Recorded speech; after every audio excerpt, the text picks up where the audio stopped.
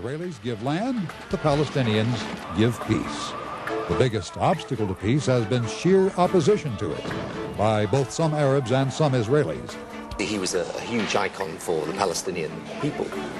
There's no doubt about that at all, and whatever differences we had with him, I think it's right to recognise that.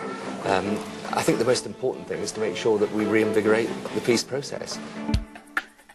Which Yasser Arafat will you remember, statesman or terrorist? That debate, like most in the Middle East, is likely to continue for decades to come.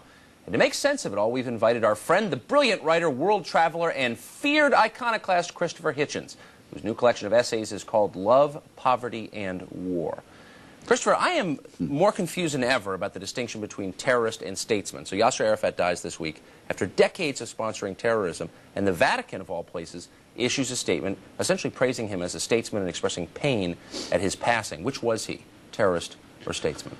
Well, his achievement is, if we're going to be generous for a second to the departed, is a cosmological one, I would say. Until, at any rate, the '67 war, and maybe sometime afterwards, people thought of it as Israel versus the Arabs. In other words, there's this tiny Jewish state, and then there's this huge sea of Arabs and Muslims around it, and everyone's feeling of natural identification with the underdog kicks in. After the work of Arafat internationally, it more and more became obvious that it was Israel versus the Palestinians. In other words, it was two quite small peoples in this quite small land who had to find a way of sharing it one way or another. And he did shift the dialogue. It became Israel versus the Palestinians. But he did it at a huge price. I mean, the first of which was to identify the cause of Palestine with someone swarthy, unshaven, unscrupulous, who toted a rod on the podium of the United Nations. Murderous, too. But while talking about olive branches, and never could seem to make up his mind. As for terrorism, look, I mean, the fact is that international law guarantees people the right to resist if they are under occupation. It doesn't mean they are entitled to do anything. Right. There are certain things that are crimes by any definition. Like kill Olympic athletes. But that's why people sometimes hesitate to use the word terrorist flat out, or use it But post 9/11, I mean, aren't we in an age where we have to draw clear distinctions between legitimate political resistance and terrorism? Well, that's why I think the chairman's first act, Chairman Arafat's first act, widely photographed. You may remember it was to be photographed giving blood for the victims of 9/11. He wanted as clearly as he could to try and take advantage of that distinction. But he could never do it convincingly. By the way, I don't know who got that blood, but I hope they threw it away. Well, I don't, yeah. Excellent point. There's this sort of weird contradiction in the way people seem to be remembering him. At least the first editions of his obituary seem to say this, that he was this great man, leader of his people, repository of the hopes and aspirations of the Palestinians, and yet only now that he's dead do the Palestinians possibly have a hope of actually getting a state. His corruption, for example, was quite extraordinary, and a lot of the row that there will be among the Palestinians now is what happened to all this money?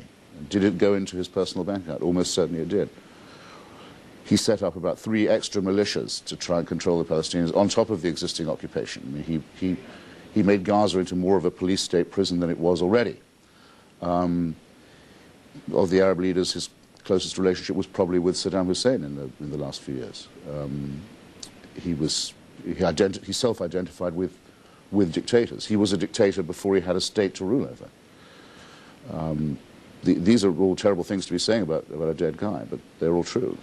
And all the Palestinians basically know this, but they don't like to denounce the chairman or see him denounced by others. Now, Arafat died in France, where he was probably more popular than he was in, say, Egypt. Indeed. Arafat was genuinely popular in France because he was seen as this indigenous leader, this revolutionary leader, spokesman for his people.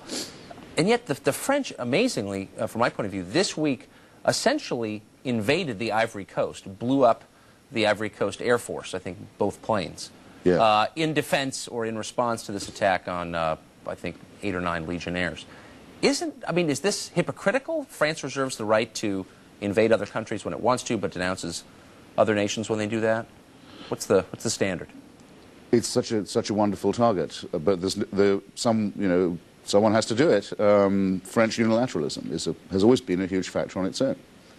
They claim the right to explode nuclear weapons for testing in the atmosphere in French Polynesia, which is one of their rundown colonies in the Pacific, not caring about the fallout, and they claimed the right to murder the crew of the Greenpeace vessel, the Rainbow Warrior, which went to protest about this. They blew up that ship, killing one of its crew in the harbour of New Zealand, which is, respectable democracy. In Africa, they have what they call la francophonie, in other words, the former French colonies of Africa who have their own economies still tied to France, and where France intervenes at will militarily. They intervened militarily in Rwanda to try and keep going the government, the genocide government that they had installed there. They go into Ivory Coast without so much as a by your leave. I've been in Côte d'Ivoire. You have to spend a lot of time there proving to people that you're not French, which is actually, with my French, it's fairly easy to do. But they look at you and they want to be sure you're not French. The same in Congo, by the way. It's the last really aggressively colonial European power. And it doesn't ever, though it is a member of the Permanent Five of the UN Security Council, it never seeks UN permission for any of its interventions. Well, and they didn't even seek parliamentary permission for this move. Now, the Ivory Coast... And if a leader of any of these countries is elected who they don't like, they usually have him assassinated. There used to be a man, Michel Foucault was his name, whose cabinet-level job it was to do coups and assassinations in French Africa. Christopher Hitchens, thank you. Sure.